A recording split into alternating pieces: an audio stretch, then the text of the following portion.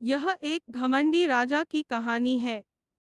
पुराने समय में एक राजा बहुत अहंकारी था। जब उसका जन्मदिन आया तो उसने तय किया कि आज वह कम से कम किसी एक व्यक्ति की सारी इच्छाएं पूरी करेगा।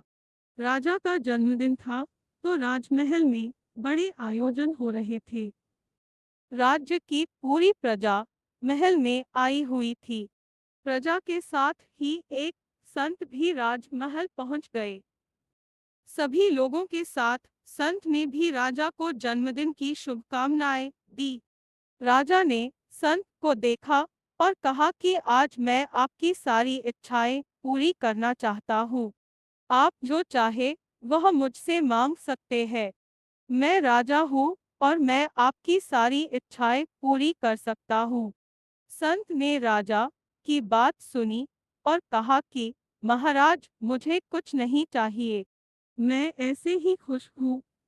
राजा ने जोर देते हुए संत से फिर कहा कि आप अपनी इच्छाएं बताएं, मैं उन्हें जरूर पूरी करूंगा। राजा संत से इच्छाएं जानने की जिद करने लगा। संत समझ गए कि राजा अहंकारी है और ये ऐसे नहीं समझेगा। संत ने कहा कि ठीक है राजन, मेरे इस छोटे से बर्तन को सोने के सिक्कों से भर दीजिए। राजा ने कहा कि ये तो बहुत छोटा काम है, मैं अभी इसे भर देता हूँ।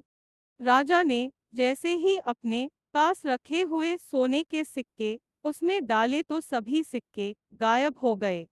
राजा ये देखकर हैरान हो गया। राजा ने अपने कोषाध्यक्ष को बुलाकर खजाने से और सोने के सिक्के मंगवाए। राजा जैसे जैसे उस बर्तन में सिक्के डाल रहा था, वे सब गायब होते जा रहे थे। धीरे धीरे राजा का खजाना खाली होने लगा, लेकिन वह बर्तन नहीं भरा। राजा सोचने लगा कि ये कोई मायावी बर्तन है, इस कारण भर नहीं रहा है। राजा ने संत से पूछा कि कृपया इस बर्तन का रहस्य बताइए, ये भर क्यों नहीं रहा है। संत ने कहा कि महाराज, ये बर्तन मन का प्रतीक है। जिस तरह हमारा मन धन, पद और ज्ञान से कभी भी नहीं भरता है, ठीक उसी तरह ये बर्तन भी कभी भर नहीं सकता। हमें अपनी धन, पद और ज्ञान का घमंड नहीं करना चाहिए, क्योंकि ये चीजें कभी भी इंसान को संतुष्ट नहीं कर सकती है। मन को संतुष्ट करना चाहते हैं तो इसके लिए भगवान की भक्ति करनी चाहिए। भक्ति से हमारा मन शांत हो सकता है और इच्छाओं का मोह खत्म हो सकता है। कभी भी घमंड न करें और मन को भक्ति में लगाएं।